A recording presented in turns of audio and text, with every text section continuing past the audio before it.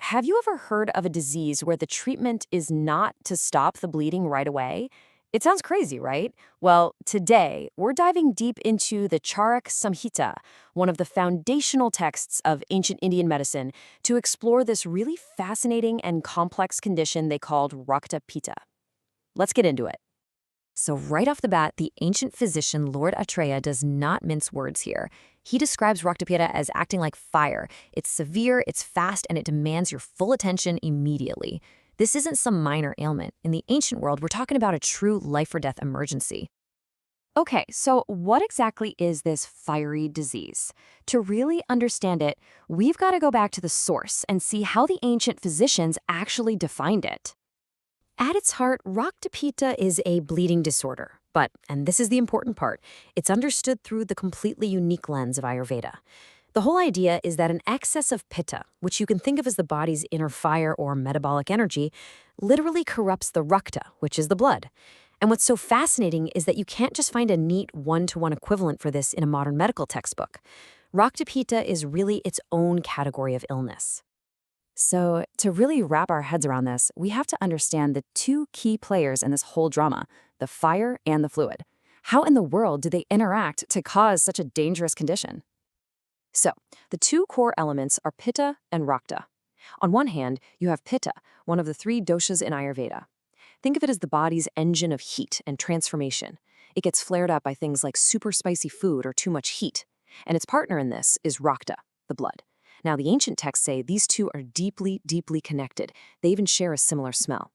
And that close relationship is the absolute key, because when Pitta gets thrown out of balance, Rakta is the first thing to feel it. And here's the chain of events. That excess of fiery Pitta essentially boils over and corrupts the blood.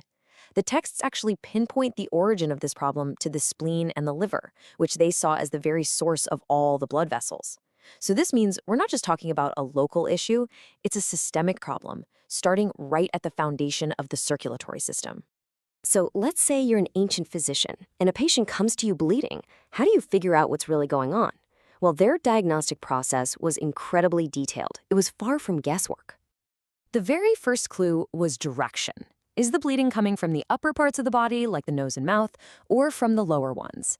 This gave the physician an idea of which other forces in the body might be involved.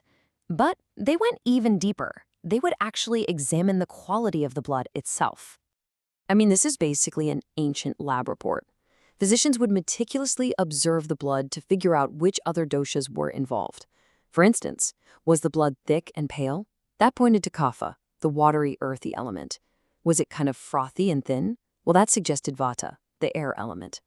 It was this incredibly sophisticated system of diagnosis, all done just by looking.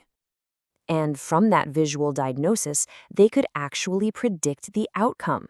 If it was just one other dosha involved besides pitta, the condition was seen as curable. If two were involved, it became palliable, manageable, but much harder to treat. But if all three doshas were in disarray, or if the patient was already weak, well, the outlook was pretty grim. Okay, this brings us to what is, for me, the most surprising and just counterintuitive part of Raktpitta treatment. It seriously challenges one of our most basic modern instincts. I mean, it seems obvious, right? Bleeding is bad. Stop the bleeding. That's like First Aid 101. But the Charak Samhita has a completely different perspective, at least in those initial stages. The text warns against stopping the bleeding too early, and it lists this terrifying set of complications if you do.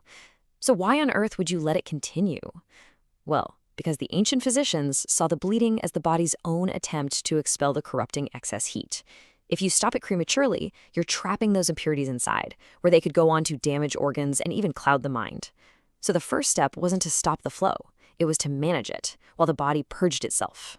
So, once that initial, really dangerous phase was managed, the focus shifted completely to a holistic approach of cooling, nourishing, and just pacifying the whole body. And treatment began with diet, focused entirely on cooling and nourishing the body from the inside out. Patients were prescribed very specific grains and lentils, and even certain meats like dove and quail, all chosen for their ability to pacify that out-of-control internal fire. When it came to medicine, there was one herb that was prized above all others: vasa. The text states with this incredible confidence that Vasa alone could quickly stop the bleeding. It wasn't just another ingredient in a formula. It was considered the definitive remedy. And they didn't just use the leaves, they used the entire plant to create this powerful medicine. First, they'd make a decoction of the branches, leaves, and roots and cook that down with ghee. Then, they'd add a paste made from the Vasa flowers. This final medicated ghee, taken with honey, was the go-to remedy to safely bring that hemorrhage under control. But healing wasn't just about what you ate or what medicine you took. The patient's entire environment was part of the cure. They were told to be in cool rooms, to take walks in breezy parks, even to be covered in cool silk or banana leaves. And I just love this last point. Listen to soothing narratives. It shows you it wasn't just about physical healing. Calming the mind and the spirit was an absolutely essential part of getting well. And that really brings us to our final thought.